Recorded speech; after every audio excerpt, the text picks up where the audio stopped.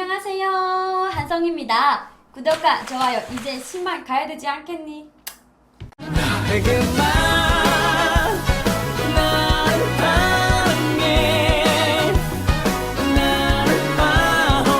남한에서 가장 충격적이었던 것은 북한 역사랑 너무 달라서 매우 놀랐거든요. 북한에서는 전쟁을 먼저 남조선이 미국을 등에 업고 같이 협력을 해서 북한을 먼저 쳤다라고 이렇게 배웠거든요. 특히나 6월달에는 현충일도 있고 그리고 보훈의 날이잖아요. 근데 북한에는 6월달이 어떤 달이냐면 반미투쟁하는 달이에요. 그래서 반미투쟁이라는 그 단어가 뭐냐면 6월 25일 날에 남한과 미군이 북한을 쳐들어온 날이라고 해서 반미투쟁 월간 날이거든요. 저는 이제 북한에 있을 때 6월만 되면은 항상 뭐 미제 승냥이들을 타도하라, 남조선 계례도당들은 뭐 물러가라, 이런 걸 이제 학교 운동장 앞에서 계속 이야기를 했어요.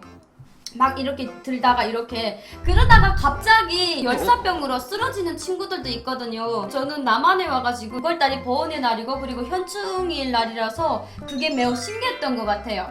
북한의 역사는 김일성과 김정일과 김정은의 주제로 돌아가거든요. 자, 여러분들은 이순신 장군에 대해서 어떻게 배우셨어요? 제가 알기로는 이순신 장군은 바다에서 거북선을 만들어서 해적과 싸웠다라고 배웠잖아요. 북한에도 똑같게 배워줍니다. 근데 이순신 장군은 바다에서만 유통하다고 배웠거든요. 시에서는 꼼짝을 못한다고 배웠어요. 일단 한마디로 말해서 절름발이 장군이라고 배웠습니다. 근데 너무 신기한 게 우리 남한에는 이순신 장군을 영화까지 만들어서 이렇게 이야기를 했잖아요. 북한에도 영화가 있는데 그게 이순신 장군에 대한 영화가 아니라 임진왜란에 대한 영화거든요. 이게 조금 다른 게 그때는 이순신 장군이 등장을 잘 안 합니다. 북한에서 김일성은 그때 당시에 바다와 하늘과 땅에서 뭐든지 전략 전술로 외놈들을 내쫓았다고 해가지고 이순신 장군보다 항상 위에 있다라는 내용을 가지고 역사 공부를 배우기 때문에 북한 주민들은 대부분 보면은 역사를 제대로 배우는 게 아니라 거의 소설처럼 배운다고 보시면 될 것 같아요. 저는 남한에서 알게 된 게 세종대왕님은 한글을 지어주셨잖아요.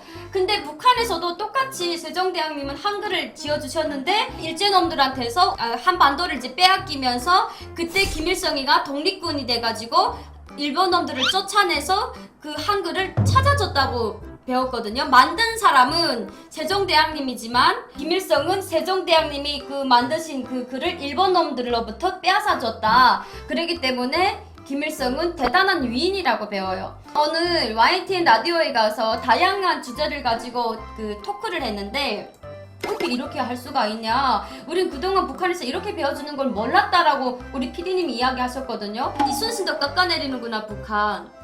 이순신 장군만 깎아내리는 것이 아니라 6월달이 되면은 우리나라 대통령과 그리고 미국의 대통령 그림을 그려놓고 학생들한테 미국놈 까부시기, 남조선 계례도당 까부시기 이러면서 멍둥이를 하나씩 주면서 까부시라고 이런 운동회도 시켜요. 우리나라는 이제 민비를 국모로 칭하지만은 북한에서는 민비를 역적으로 칭해요. 민비가 이완용이랑 작담을 하고 나라를 팔아넘긴 나쁜 놈이라고 배웠거든요. 근데 남한에 오니까 그게 아닌 거예요. 민비가 나라의 국모인 거예요. 그래서 너무 깜짝 놀랐잖아요. 북한의 국모는 바로 김정숙입니다. 김정숙이는 즉 김일성이 와이프거든요.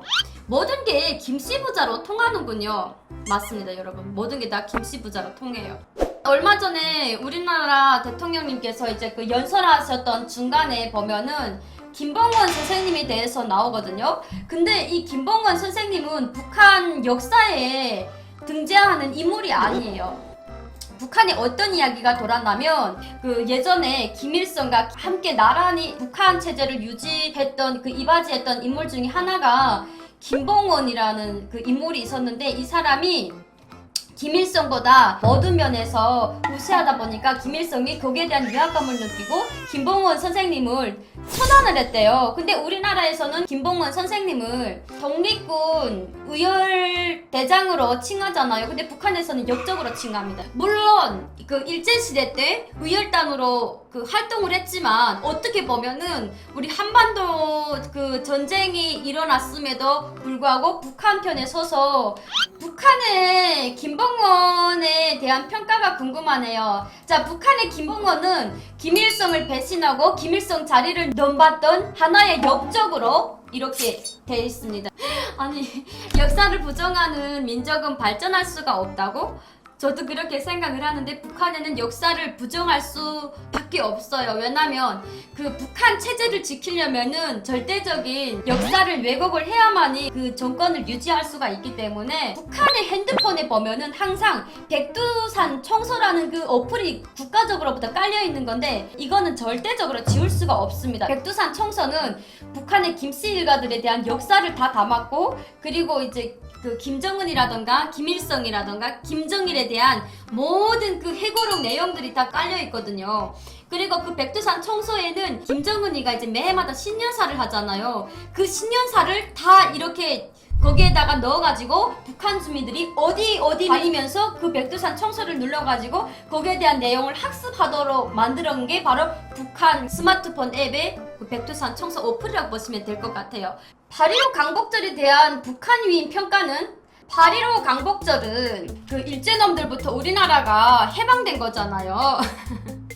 그렇기 때문에 해방된 거라서 이것도 북한에서 8.15 강복절은 바로 김일성이가 찾아줬다고 해요. 그래서 우리나라만의 8.15 강복절이랑 북한의 8.15 강복절은 그 외놈들부터 어떤 사람이 찾았는가에 대해서 많이 갈려요. 북한에는 8.15 강복절 날에는 좀 맛있는 음식도 먹고 약간 좀 크게 행사 같은 것도 많이 합니다. 김일성으로부터 나라가 해방됐다라는 의미에서 배우기 때문에 이것도 우리 남한이랑은 조금 좀 다릅니다. 3.1절 위인에 대한 북한의 평가는요. 자, 북한에서는 3월 1일 운동을 김일성이가 8살 때 김일성이 아버지가 독립군이었어요. 그래서 김일성이 아버지가 3월 1일 날에 평양에서 조선 독립이라는 만세를 부르면서 김일성과 함께 거리를 나가서 이렇게 시위를 했대요. 김일성 부자들은 북한의 대대적인 사기꾼이군요. 오, 맞아요. 북한의 김일성 김부자들은 전체적으로 봤을 때 엄청난 사기꾼들이라고 보시면 될 것 같아요.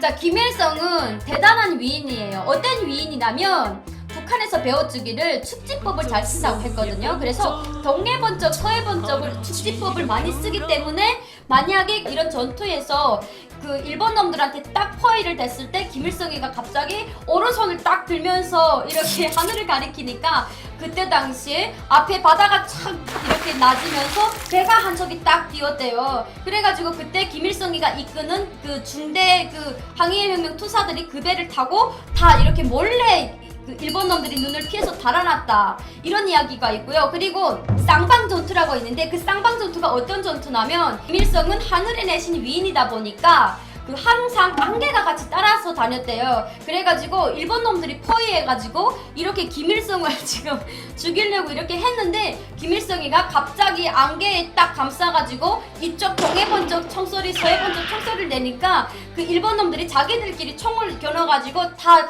일망타진했다라는 이런 이야기가 있거든요. 이것도 하나의 혁명 역사의 기재가 되거든요. 북한의 역사는 총 3가지로 나누는데 조선 역사랑 세계 역사가 있고요. 그리고 여기에 가장 큰 비중을, 거의 90% 비중을 차지하는 역사가 바로 혁명 역사예요.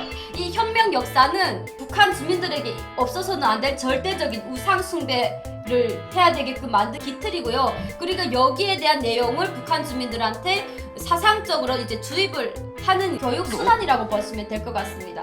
저는 어릴 적부터 세뇌 교육을 진짜 많이 당했어요. 저는 북한에서 태어나서부터 우리 엄마 아빠 말을 배우기 시작을 하면서 위대한 수령 김일성 대원수님 고맙습니다, 위대한 영도자 김정일 원수님 고맙습니다, 이 말을 가장 먼저 했거든요. 그리고 매해마다 선물을 2번씩 주는데 김정일이 생일이랑 김일성이 생일날만 선물을 2번씩 줘요. 해마다 2번씩 사무소라는 데 가서, 여기로 말하면 동주민 센터예요. 거기서 선물을 주는데 애기들이 꼭 가서 그 선물을 받으면서 위대한 수령 김일성 대원수님 고맙습니다라는 인사를 목청껏 외쳐야 돼요. 그렇게 외치지 않으면 안 줍니다. 그때 가서 이제 엄청나게 큰 소리로 이렇게 인사를 했던 적이 있습니다. 아주 먼 시골에서 살고 있는 주민들도 그렇게 교육하는 거죠. 먼 시골이라는 게 없어요. 북한의 짐승들이 말하면 그 짐승들한테다가도 이렇게 주입식 사상을 교육할 수 있는 그런 시스템이 바로 북한입니다. 북한에서 움직이는 사람들한테는 무조건 다 주입식 교육을 그렇게 합니다. 4월 27일 날 남북정상회담이 열렸잖아요. 그때 당시에 우리나라 대통령님과 그리고 북한의 김정은이 만났어요. 그 의장대들이 이제 그 고구려 같은 그 옛날 양반 옷들을 입고 이제 그 의장대식을 했는데, 그때 북한 주민들이 그걸 보고 정말 쇼킹을 했대요. 고구려 때부터 내려오는 그런 옷을 이렇게 입고서 하는 걸 처음 봐가지고, 와 진짜 남조선은 자본주의 나라고 미국으로부터 이렇게 꽁꽁 묶인 나라라고 배웠는데 어떻게 저런 걸 하고 있지? 나라의 전통성을 지키는 것은 바로 남조선이구나, 남한이구나, 대한민국이구나, 이런 거를 북한이 알았대요. 자, 오늘은 이렇게 해서 북한에 대한 역사를 알아봤는데, 궁금하셨던 이야기가 있으시면 댓글에 남겨주시면 제가 바로바로 댓글로 답글을 쓰도록 하겠습니다. 여러분, 이제 심한 가야 되지 않겠니? 우야야, 여기서 성미였어요. 하트 하트 하트 끝!